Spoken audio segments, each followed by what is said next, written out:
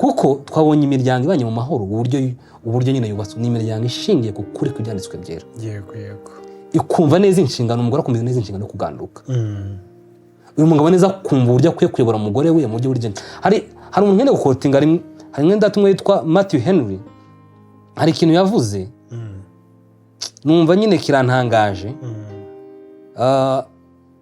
Arimo aravuga hejuru ya submission.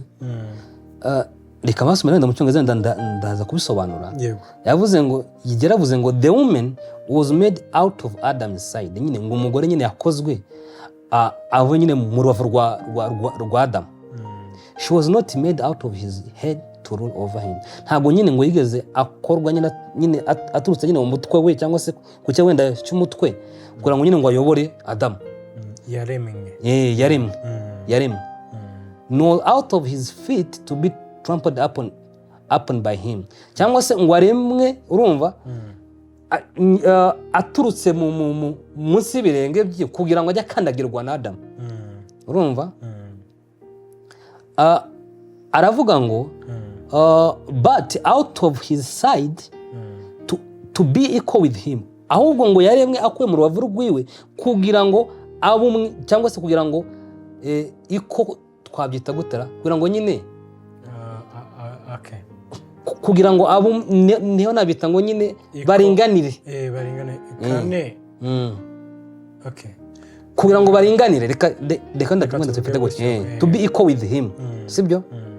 And under his arm to be protected, ngo munsi y'amaboko yiwe kugira ngo arindwe na Adam. Yego.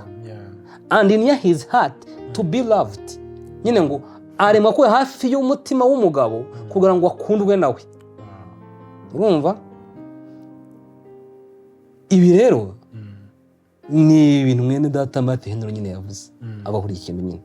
Urumva uyu mugabo umeze gutya, ufite thinking imeze nk'inki, umugabo nyine uzi neza ko akwiye gukunda uyu mugore, akamwitaho, akamumenyera ibimukwiriye. Urumva ko uyu mugore ninde mugore utakuza kwandukira umugabo umeze gutya? Hawe. Ndatekereza nta muntu utakuza nyine kwandukira umuntu umukunda. Rero mu by'ukuri impamvu tuvuga ngo kwanduka biroroha igihe umugabo akoze inshingano z'umugore agakora iziwe, umugabo nakunda umugore wiwe nk'uko bibiri nyine bigaragaza, akakora ibyo byose biri mutegeka nyine gukora, bizo nyine byorohera umugore wiwe kubasha kumuganukira no kumwumvira. Biroroha rwose.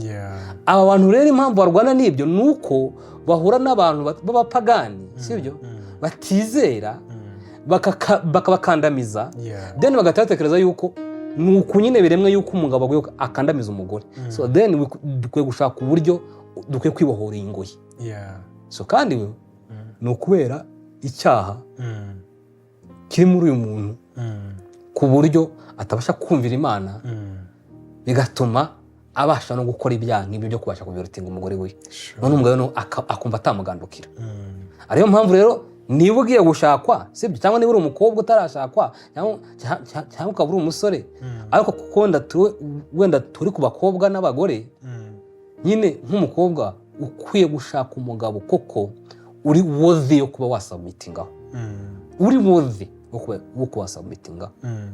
Umugabo wizera koko, ubasha kumva ibintu koko gukunda uko Kristo akunda itorero, akwiye kukwitangira, akwiye gukunda, akwiye kukwitaho. Ubu ukwiye kumva koko wasubmitingaho. Ariko hano rese nujya ku mugabo w'umupagani utizera,